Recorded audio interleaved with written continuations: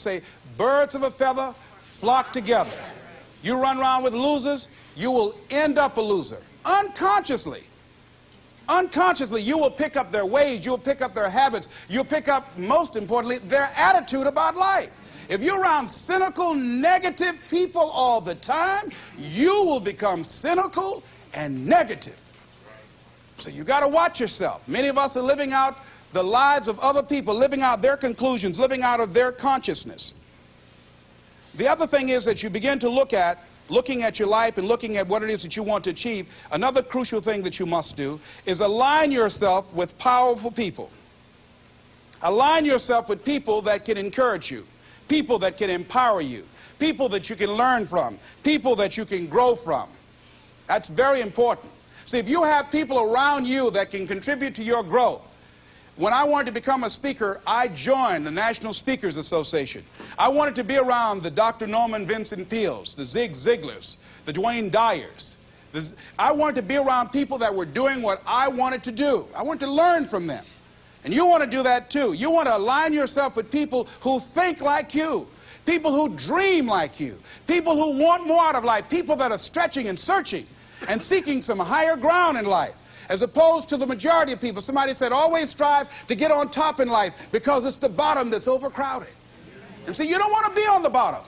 See, it's easy to be on the bottom. It doesn't take any effort to be a loser. It doesn't take any motivation, any drive in order to stay down there on a low level. But it calls on everything in you, ladies and gentlemen. You have to harness your will to say, I'm going to challenge myself. Sometimes I have to pull myself out of bed and say, come on, Les. Things I know I should do, I don't do. Things I shouldn't do, I do. I found that the biggest enemy you have to deal with is yourself. There's an old African proverb that says, if there's no enemy within, the enemy outside can do us no harm. So think about that.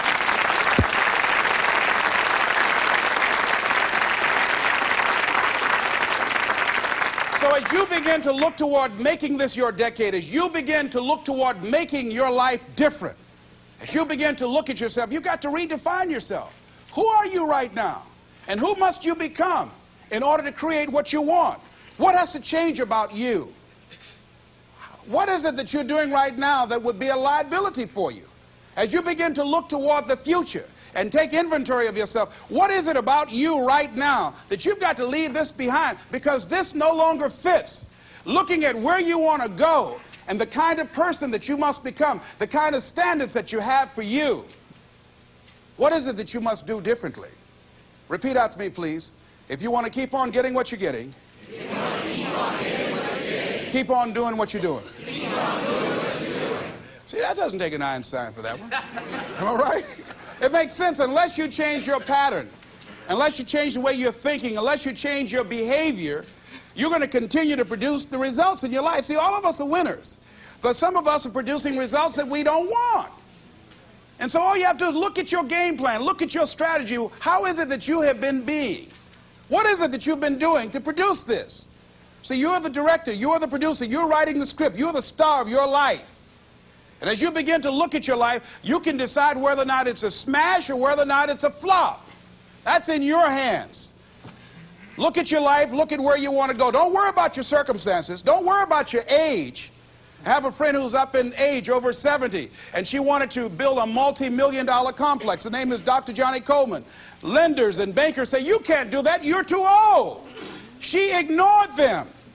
That building now stands, ladies and gentlemen, a multi-million-dollar structure. But there are a lot of people who would have listened to that. There are a lot of people that would not have even gotten to that point. They would have talked themselves out of even going down to the bank to ask for it, because they've already said no to themselves. See, it's time now. If you want to make this your decade, you've got to start saying yes to your life. You've got to start saying yes to your dreams, yes to your unfolding future, yes to your potential, as opposed to saying no. See, 87% of our self-talk is negative. So you've got to make a conscious, deliberate, determined effort to say yes to your dreams. Why not? Why not me? Don't spend time like most people going through life complaining. Don't try and get on talk shows and tell everybody how life has done you wrong. Here's what's happening in the audience. 80% don't care, and 50% glad it's you.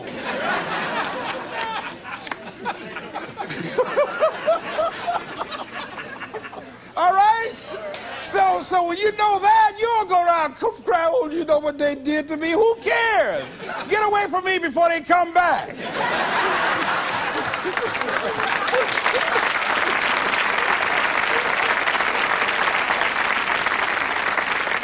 I had a friend of mine that said something that's very important. He said, hey, it doesn't matter what happens to you. The only thing matters, what are you going to do about it? That's all that matters. Okay, life knocked you down. What are you going to do about it? How long are you going to sit there and say, you know what they did to me? How long? Who wants to hear that racket? Use that energy to get up from there and move on and get on with your life. You got to learn to let the past go so you can grow. Many people never act on their dreams because they allow their past experiences to determine what their possibilities are. Whatever you've done in the past, that's not a reflection of your possibilities. That's just a reflection of your consciousness. That's just a reflection of your development and your growth. The future is unfolding for you right now. The future is unlimited for you right now. No one knows where you can go. No one knows what you're capable of or what's possible for you. You don't even know that. I had no idea, ladies and gentlemen. No one could have convinced me that I was able to do this. I never forget, I was speaking in Detroit, and a high school friend of mine saw me afterwards, and he was backstage. He said, I can't believe it's the same person. And I thought for a moment, and I said, it's not. The person you know, he's gone. He doesn't live here anymore. We have the power to change our personal history, changing the direction of our lives, changing our thoughts, changing where we want to go, exploring new horizons.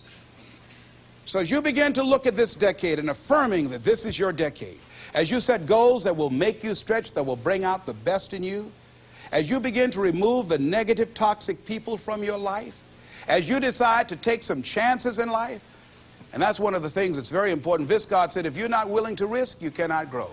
And if you cannot grow, you cannot become your best. And if you cannot become your best, you cannot be happy. And if you can't be happy, then what else is there? I'll never forget when I reached my first major goal of buying my mother that home. I'll never forget what it was like. And you're going to have this experience when you reach some major goal. When I drove up to the house and I got out and I gave Mama the key. And I said, Mama, this is for you. I'll never forget the look on her face. She said, oh my God. No one could have convinced me when I adopted y'all that this would happen. She said, oh, thank you. She said, and you caused me so many damn problems.